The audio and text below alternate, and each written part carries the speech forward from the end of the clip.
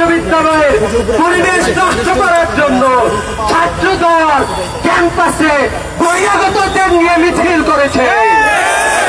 আমরা পূর্বে দেখেছি রোকে হলে ছাত্রদল ছাত্রীদের উপরে হামলা করেছে, শামসুন্নাহর হলে হামলা করেছে, বুয়েটে আমাদের বোন সনিকে হত্যা করেছে।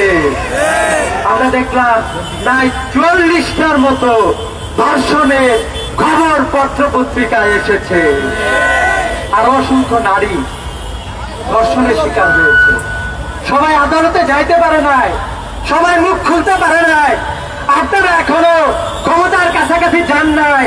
এখন থেকে যে ধর্ষণ শুরু করেছেন বাংলাদেশের ছাত্র সমাজ আপনাদেরকে সেইটা আস্থা করে আপনাদেরকে নিক্ষিপ্ত করে ছাড়বে। বিশ্ববিদ্যালয়ের প্রশাসনের সাথে লন্ডন থেকে সম্পর্ক মেনটেন করা হচ্ছে।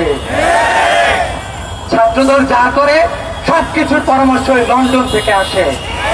আমরা দেখলাম প্রায় শতাধিক ছাত্রদলের নেতা আমাদের বোনদেরকে বিভিন্ন জায়গায় হেনস্থা করেছে, অনলাইনে ধর্ষণের মতো হুমকি দিয়েছে।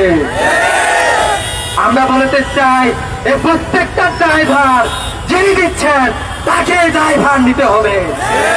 ক্যাম্পাসে একটি অস্থিতিশীল পরিবেশ করার জন্য বাহির থেকে ষড়যন্ত্র করছেন। ছাত্র সমাজ সবকিছু বুঝে, সবকিছু জানে। যদি ডাকসু আক্রান্ত হয় আমরা ধরে নিব ডাকসু আক্রান্ত হয়েছে লন্ডনের প্রেসক্রিপশনে। আমাদের ক্যাম্পাস যদি কোন অস্থিতিশীল পরিবেশ সৃষ্টি হয়, বহিরাগতদেরকে যারা প্রবেশ করিয়েছে আমরা ধরে নিব এটা ঘটেছে লন্ডন থেকে। বাংলাদেশের ছাত্র সমাজ জুলাই বিপ্লব ঘটিয়েছে এই ধর্ষণকারীদের বিরুদ্ধে, এই অত্যাচারীদের বিরুদ্ধে, এই চাঁদাবাদীর বিরুদ্ধে। ছাত্র সমাজ ঐক্যবদ্ধ হবে, রাস্তায় থাকবে ইনশাআল্লাহ।